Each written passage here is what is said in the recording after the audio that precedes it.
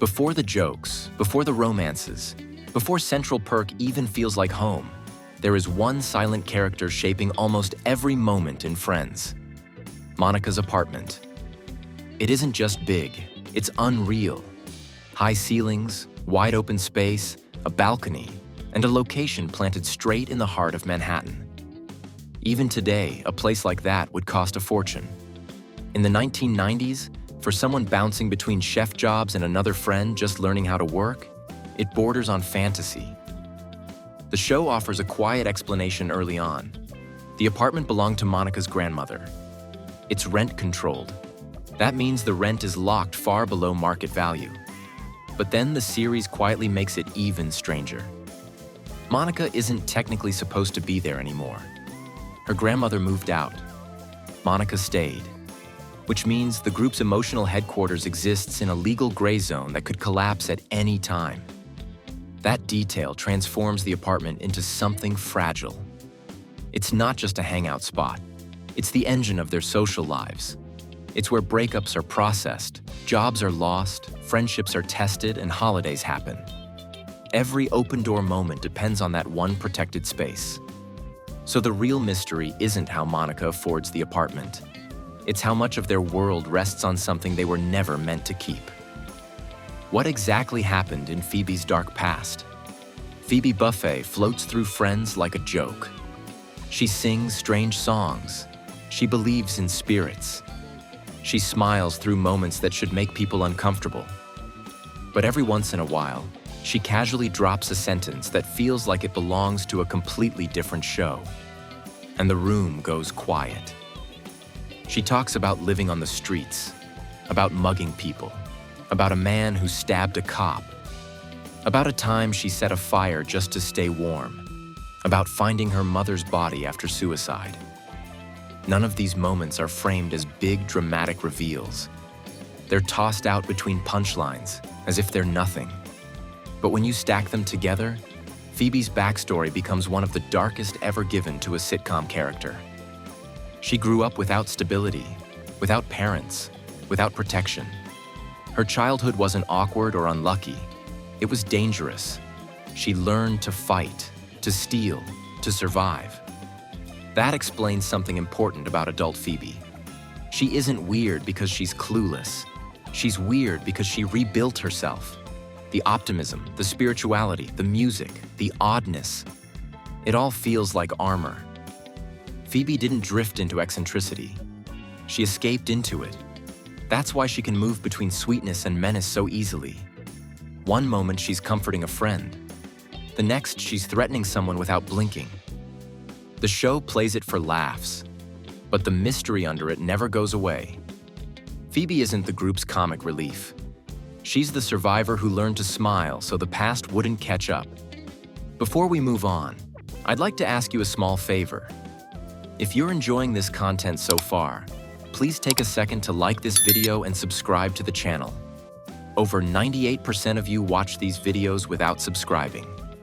Imagine what we could accomplish if everyone subscribed. We all thank you for your continued support. Why does Joey get dumber as the seasons go on? Early season Joey isn't brilliant, but he's not a joke either. In the first years, he understands sarcasm, gives surprisingly solid relationship advice, and reads emotional situations better than people give him credit for. He may struggle with money and long words, but he functions like a real adult. Then, slowly, something shifts. His logic weakens. His awareness shrinks.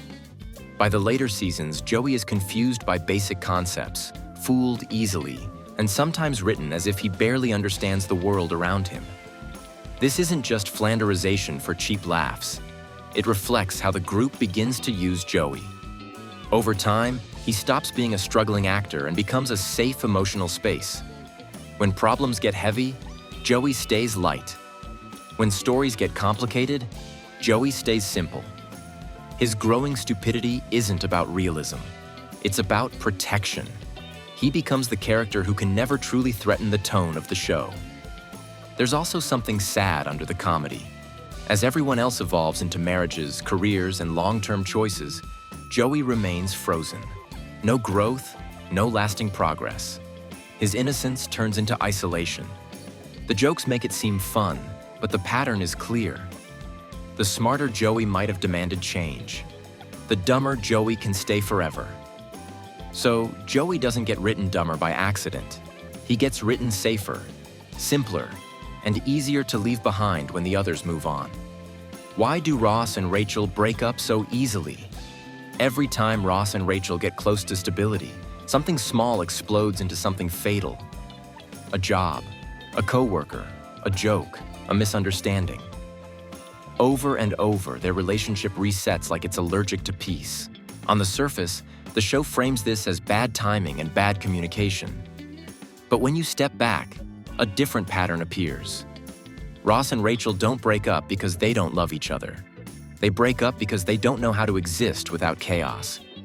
Their relationship is built on urgency, on jealousy, on emotional extremes. From the beginning, Ross wants certainty and control, while Rachel is still discovering who she is. Every time she grows, he panics. Every time he panics, he acts. And every time he acts, he creates the very distance he fears. Rachel, meanwhile, learns to associate love with instability. Their biggest emotional moments are always during conflict. Fights lead to passion. Breakups lead to longing. Reunions feel like victories. Normality feels empty. So when things calm down, they unconsciously sabotage it. What looks like fate pulling them apart may actually be familiarity pulling them back to what they know. Drama becomes their shared language. Hurt becomes proof of depth. They aren't addicted to breaking up.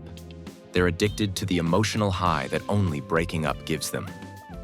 Was Ross actually the villain of Friends? Ross is introduced as the sensitive one, the divorced guy, the romantic, the paleontologist who believes in love more than anyone else. But the longer the show runs, the harder it becomes to ignore how often Ross is at the center of emotional damage.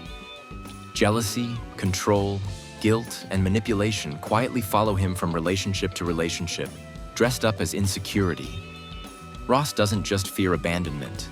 He tries to manage it. He tracks where Rachel goes. He marks territory at her workplace. He undermines her independence while claiming to support it. When things go wrong, he rarely asks what he did. He asks who did this to him. Even his biggest mistakes are framed as accidents of emotion rather than choices. What makes Ross unsettling isn't that he's evil. It's that he always feels justified. He believes his pain gives him permission. Permission to intrude. Permission to lash out. Permission to rewrite events so he can remain the victim even when he causes the wound. This pattern spreads beyond Rachel. He sabotages relationships. He competes with friends. He explodes over minor threats. Then he retreats into self-pity, where everyone rushes to comfort him. In darker stories, this kind of character becomes the cautionary tale. In Friends, he becomes the romantic lead, which raises the mystery. Is Ross misunderstood? Or is he simply protected by the laughter around him? Is Central Perk more than just a coffee shop? At first, Central Perk feels like a sitcom convenience, a place where everyone is always available, a place where work never seems to matter and couches are somehow always empty. But as the seasons pass, it becomes clear the coffee shop isn't just a location. It's a system. None of them truly belong there. They don't own it. They don't work there, except briefly. Yet they occupy it like territory. Same couch, same hours, same formation. Central Perk becomes a neutral zone where real life is politely kept outside. Bosses don't follow. Family rarely intrudes. Consequences don't linger. You can fail, cry, lie, flirt, or panic, and still be back on the couch by afternoon. That's not normal social behavior. That's ritual. Central Perk replaces what most adults lose. A shared third space. Not home, not work. Something in between. The problem is, the group never outgrows it. While their peers build new environments through careers, partners, and families, they return to the same couch like gravity. This turns the coffee shop into emotional training wheels, It cushions transitions. It softens failure. It delays adulthood. And over time, it begins to freeze them. The mystery isn't why they love Central Perk. It's why they need it. Because once you remove it, the group doesn't just lose a hangout. They lose the place where none of them ever have to fully move forward. Why is Chandler so afraid of serious happiness? Chandler jokes when he's nervous. That's clear from the first episode. But what's easier to miss is that Chandler also jokes when he's closest to getting what he wants. The better things go, the sharper his humor becomes, as if happiness itself makes him uneasy. His childhood explains part of it. Divorce, parental conflict, humiliation turned into entertainment. Chandler learned early that emotional moments were unstable and public. So he built a shield: sarcasm, deflection, self-mockery. If he turns himself into the joke first, no one else gets the chance. But the deeper mystery is what happens when things actually work. With Janice, he runs the moment it feels real. With career success, he constantly downplays it. With Monica, he nearly sabotages the healthiest relationship in the group because it removes his ability to hide. Monica doesn't need fixing. She doesn't live in chaos. She wants a future. And that terrifies him. Because a stable life means the jokes stop being armor and start being habits. Chandler isn't afraid of being hurt. He's afraid of being seen without a defense. That's why his growth feels so emotional when it finally happens. Every step forward costs him his safest weapon. And every time he chooses Monica over the exit, he isn't choosing love. He's choosing to stand unprotected, which, for Chandler, is the bravest act in the entire show. Did Monica replace her past with control? Before Monica becomes the organized center of the group, she is something else entirely. The show tells us this in flashbacks, jokes, and old home videos. She was ignored, compared, overshadowed. The fat friend, the invisible daughter, the one who didn't win, didn't shine, didn't matter. Then she changes. But instead of simply losing weight, Monica rebuilds her identity. She becomes precise, competitive, hyper-responsible, the best cleaner, the best cook, the best host, the one who remembers everything, the one who manages everything, the one who holds the group together. And slowly, being useful becomes being worthy. Control replaces approval. Look closely at how Monica moves through life. She doesn't relax into spaces. She organizes them. She doesn't hope things go well. She makes systems to force them to. Her apartment is spotless. Her schedule is strict. Her rules are intense. Even fun is structured. Even love is monitored. This doesn't come from confidence. It comes from fear.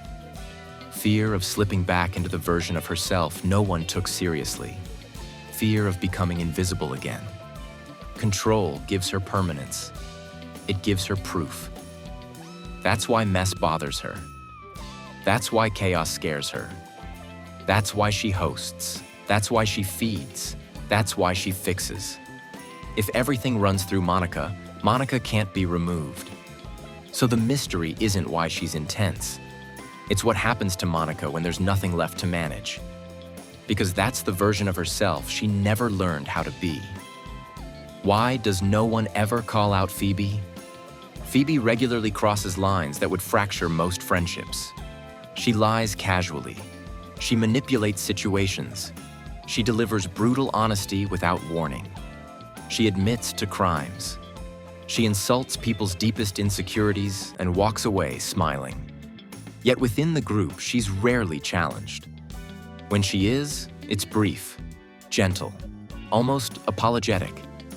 This is strange because the group argues about everything else. But Phoebe exists under different rules. Part of it is pity.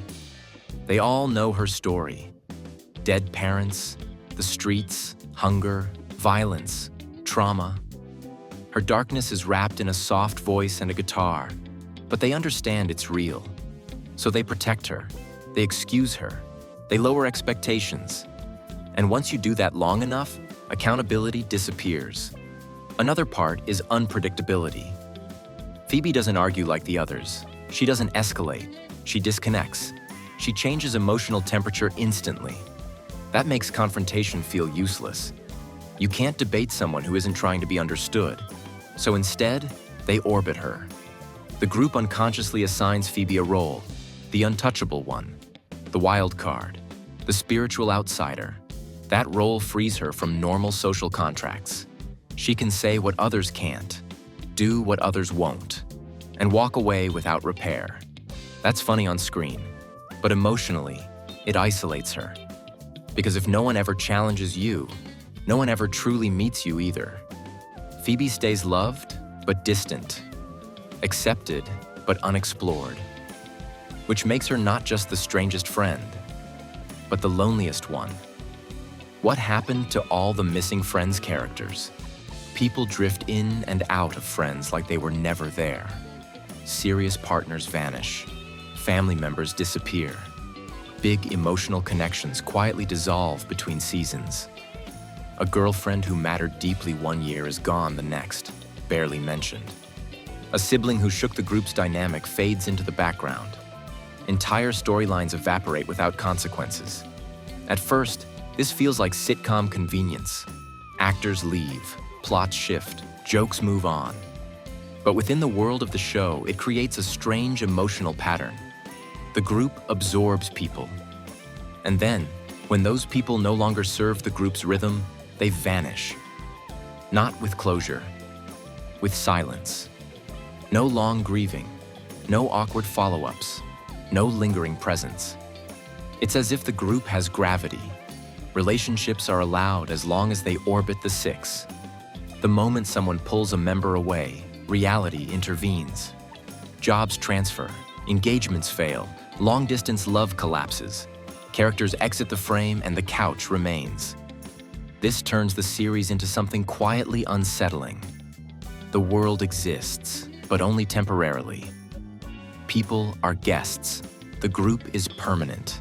That's why so many side characters feel unreal. They don't live lives. They test the group. And once that test ends, they're erased. The mystery isn't where they went. It's why none of them left a mark. In a normal life, important people linger.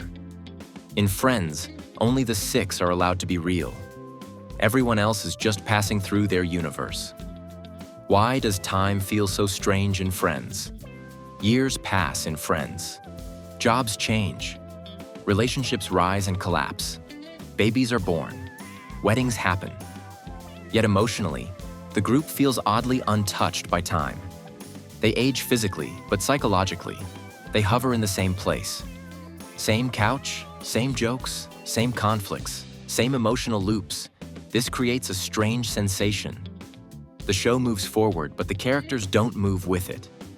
Ross has 3 divorces, but learns very little about partnership. Rachel builds a career, but keeps circling the same emotional questions. Joey auditions endlessly. Monica manages. Chandler jokes. Phoebe drifts. Big events land, but they rarely reshape anyone for long.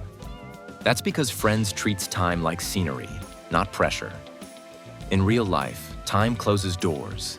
It narrows options. It forces decisions to harden. In the show, time resets stakes.